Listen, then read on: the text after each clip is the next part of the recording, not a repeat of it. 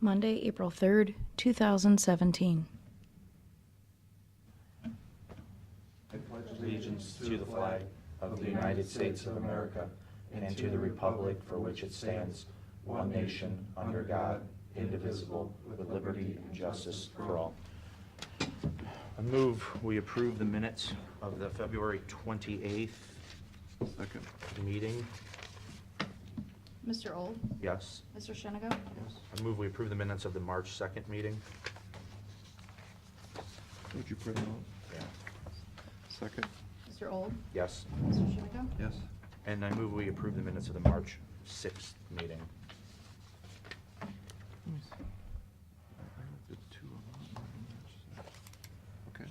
Mr. Old? Yes. Mr. Shenigo? Yes. Back page. Yes. Okay, Pete. Okay, I got a question from Assistant Prosecutor, Mr. Gary Lickfelt. Every year, we authorize funds to the ECADEC, and those have to pass through usually the Community Improvement Corporation, or I know one year we did it with the Port Authority. Do you have any preference? I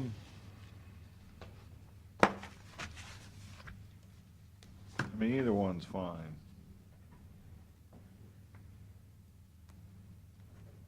I haven't,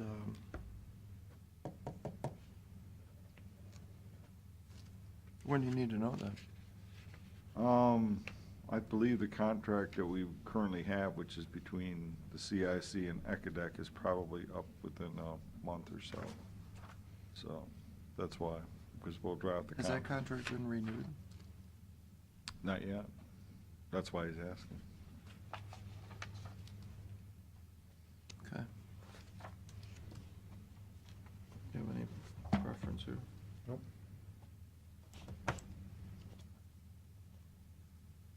CIC's okay? Okay. Yeah. All right. Just so you know, we had a meeting last week with some folks with the city of Sandusky regarding the parking garage, and their plans to move City Hall downtown. And I already had a discussion with you folks about this before. They want some parking spaces dedicated to their staff that have vehicles assigned to them, city vehicles, if you will. Threw a little curveball at us. They want 12 to 15 spaces for that, and another up to, say, 35 spaces for dedicated residential parking permits. Which I didn't know this, but I guess along with that development down there, the owner of the property is also going to put in some apartments, and they wanted some dedicated parking for that. Again, those would be paid permits, and they will just essentially turn the money over to us. Didn't they actually pay for half of that garage when it was built? No. They were going to pay? They were or going to. What happened there? I think they made payments for a year, and then the city decided they wanted to back out of that. We said, okay. Yeah. Now that it's pretty much paid for. Wasn't there some contractual language between the city and the county at the time? Why would they make payments for a year and then stop? Good question. I mean, do you know this, or you just guess? I'm just kind of guessing. That was a long Why don't time you ago. research that a little bit? Maybe they own half of it. This is all a mute conversation. Well, I don't think they The deed did. of the properties in the name of the county. Yeah. Right, but maybe there's a contractual arrangement that they, in fact, own half of the building. I don't think so. No? If I recall, and I could be wrong, but I think there was some agreement signed, and it was, eventually both parties decided to remove the contracts. stipulations. They don't want us to, they're gonna pay us for these, right? Yeah. Do we Yeah. have an amount? No, we don't. Again, we're just kinda, this is just more conceptual talk. I don't have a problem, in principle. Yeah, I mean, they've been taking counts of how many vehicles have been down there. The highest at one point was, I think, 70 in one day. There's a little over 200 spaces down there. They said they'd also be interested in helping do some landscaping around the building. We talked a little about doing some lighting down there. They'd also like to put up some free parking signage for after hours. They are talking about doing a parking study for the whole downtown, and we'd be invited to get involved with that as well, as one piece of the whole puzzle down there. Just keeping you up to date on what's going on. No, nothing was finalized or anything like that. And I told them, I says, I won't have a full board until the end of the month here anyway, so don't expect us to come back with anything else. That, and I've got facilities working on trying to come up with some costs, what we spend down there annually. Every 5 years we do some sealing and restriping and that, which is, it's fairly expensive. So to build all that in, maybe a little costlier than they may have been thinking, but Okay. we'll see. That's all I got. Okay. Bob? Morning. Morning. I think you all know me, Bob England, Erie County Health Department. I'm here to talk about two topics today. The first is Water Pollution Control Loan Fund, which is something that we applied for. Well, this is actually the third iteration of the Home Sewage Repair Replacement Grant funding. And this time we were lucky enough to get full funding, $300 grand over a year period, to repair failing sewage treatment systems, private, in residences for low to moderate income persons. And I'm just going to pass around now. This is it's kind of a little cheat sheet that'll give you an idea of who would qualify. And OEPA has actually been pretty generous in that they've created 3 tiers, which is great, because in the past, what they've done is limited us to just 100% of poverty for using the Health and Human Services guidelines for poverty levels within the United States and within Erie County. This time, they've allowed us to fund projects up to 85% for people who are 200% of that poverty guideline, and up to 50% for those that are 300%. So in essence, if you're a family of 4, you could make up to $72,900 and still receive 50% funding. So it's pretty generous in many respects. And I can tell you, the thing that we've noticed in the past with grants and funding like this is when you look at poverty levels, it's really hard to find people who qualify because there's a lot of need above $24,000. A family of 4 making $60,000 or $50,000 is struggling to pay many of the bills that come up, especially unexpected bills. When your sewage treatment system fails, it's the last thing you think about. It's under the ground. It's in your backyard. You don't think about it until you see it or smell it, but when you see and smell it, it creates a public health nuisance. That's why we're involved.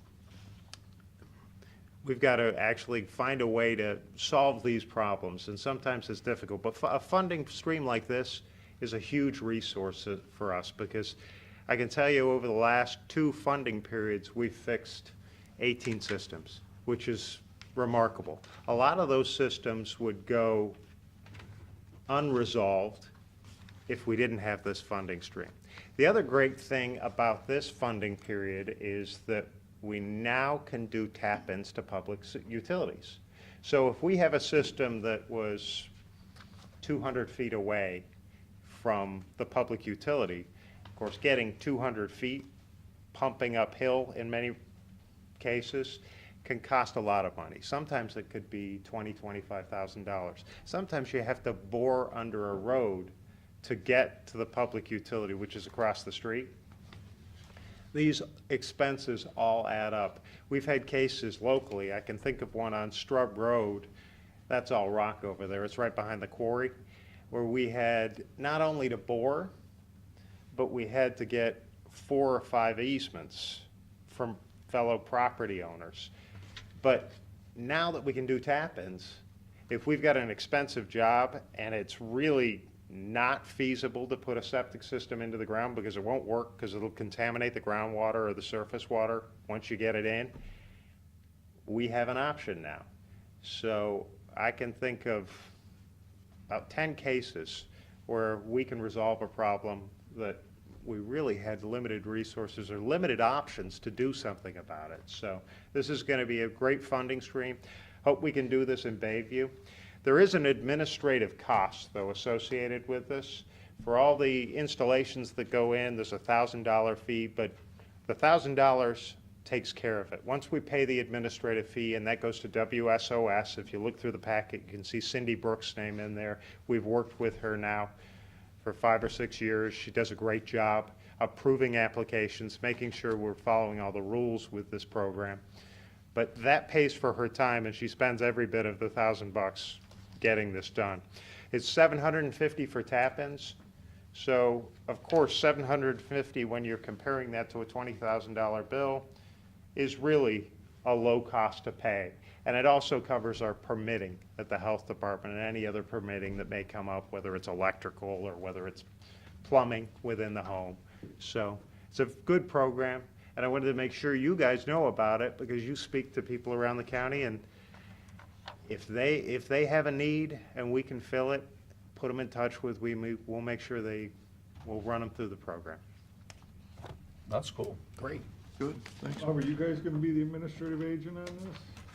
We actually are the administrative agent, but we have consulted with WSOS basically to approve the applications. Right, I mean, because I know we were the administrative agent for 2 rounds of these. Yeah. And again, you know, they really ran the program, but we were the administrative and the funding agent, but you guys are gonna take our place. We're going to take your place. And in this case, we're dealing with someone at WSOS, has done this before. She's got this down to a science. It's nothing new. She's dealt with our clientele in the past. She knows what she's doing. So in this case, we're a pass-through for the money. Yeah, and the money's coming through our office, but administratively, she's taking care of a few of the headaches for us. Yeah. Gotcha. All right. I've got one other thing to go over. There you go, Pat. Thank you. Now, I'm sure Pete's been here this year discussing our regional response water lab, which was up and running in January. We've got a full-service lab that provides services for wastewater, public water utilities and wells, and also for recreational water. One of the neat things in our lab is our Abraxas automated harmful algal bloom tester, basically. It tests for a varied range of toxins. We've all heard of microcystin toxin, maybe not all of us, but microcystin toxin is the predominant toxin in Lake Erie, which is the one we're all concerned about when you're sucking water into a water treatment plant, because that's the one that they're testing for at the labs. They want to make sure they're fresh water, which is their water that you get in your house that comes out at your tap, and the raw water have low toxin limits, and if there are any exceedances, they want to take steps to eliminate those toxins before they make it into the treatment process and end up, God forbid, at your tap at your house. So in buying this piece of equipment, and it wasn't cheap, it was about $24,000 when you add it up, It's well worth it, though, because this test is so time intensive. It's pipetting. If you ever seen someone in live pipetting, they draw the water, they pipette it into a well. We've got a tray that you pipette into for this process, and there's about 40 wells in it. So if you mess up one of those wells, or you hit another well, you've screwed up the test. So this automated system is great. It's 99.9% accurate. It provides you with a reproducible result that will hold up to any scrutiny. It's approved by the Ohio EPA. So that's why we brought it, because we wanted to provide a service to utilities and to the public. Say we have a harmful algal bloom on the lake, we want those results to stand up to any scrutiny. So it's available. We have a staff now of 3 people that are certified to work. They're registered as OEPA analysts in our labs, so all 3 of them are capable of doing this laborious pipetting process, but we want to be 100% sure that if we're needed, we're there and we can provide a result that you can rely on in an emergency. I see you have your quote in here to Chris Decker. Yeah. Did you hear back from him on that? I have not heard back from him. I know it's a busy time over there. They lost the sanitary engineer this year. There's a lot going on. That's what I've heard when I've spoken, that it's a very busy time over there. But I'd love to hear back, because I want to talk to you guys about the services we've got over there. Erie County Water has been working with us for almost a month and a half now. We dealt with a boil advisory over the weekend that came up out of the blue. We're ready to go. So if something comes up, we'll jump on it. We'll get you the results so you can stay in compliance with OEPA. But as you can see in the packet, we've got just about any service that you need. What we don't have, we can be a pass-through for it. We'll take care of the pain in the butt of packaging it up and shipping it out for you. Meaning, you get it ready for us. When we pick up our other samples, we'll take it with us and we'll shoot it out and get your result. Cool. Yeah, stuff. Okay. Hopefully in the next 6 months, if we can draw some new revenue from new sources, and we've got quite a bit now. We're doing much better than we were in January. We've tripled our revenues, which is fantastic. We'll be adding surfaces where we can do a lot of these things that we don't do now in-house, and we won't have that extra step involved. Okay. Keep it up. All right, thank you. Thanks, Bob.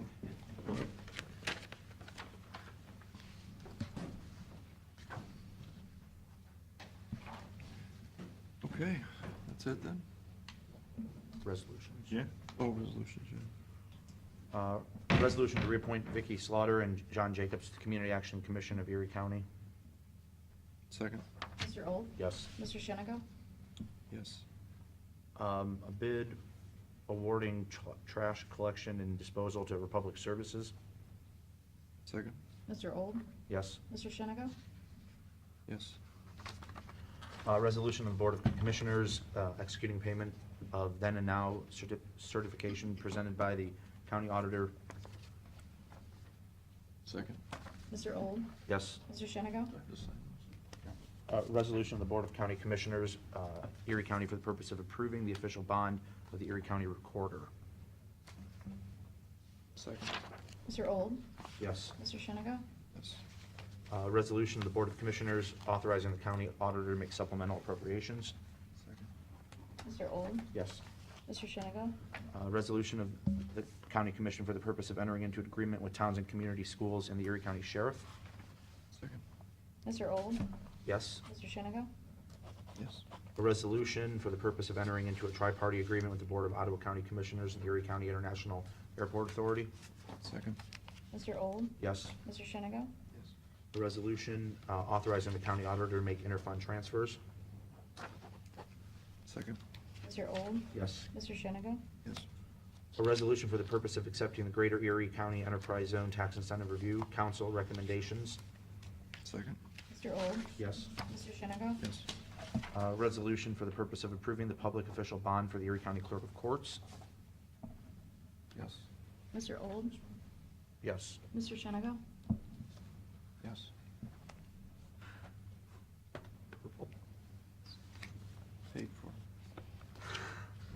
resolution of the Board of Commissioners for the purpose of entering into agreement with Corso Flower and Garden Center.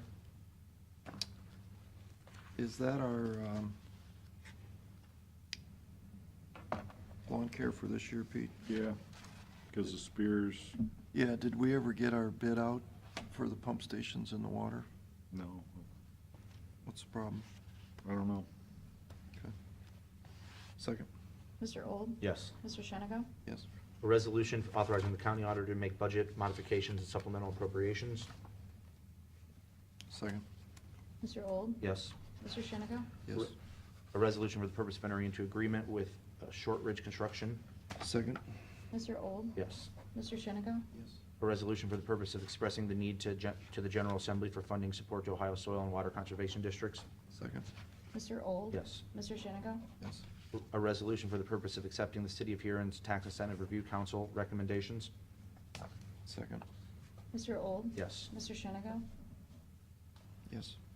A resolution authorizing the county auditor to make supplemental appropriation. Second? Mr. Old?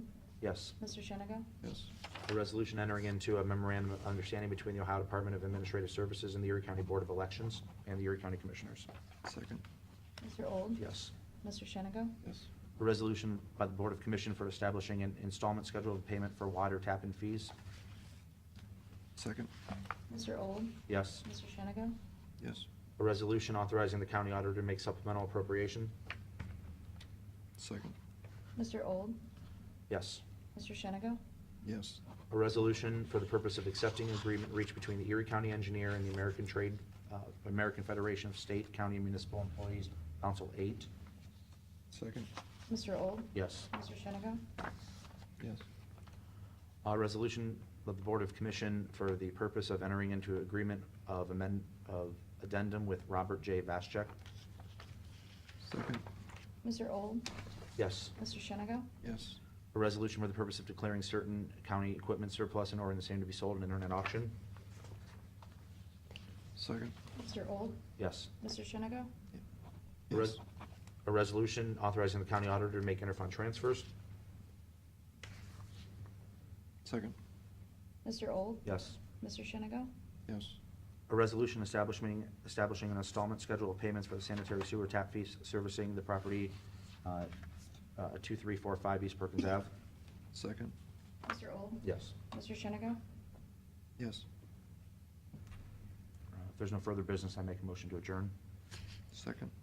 Mr. Old? Yes. Mr. Shennigo? Yes.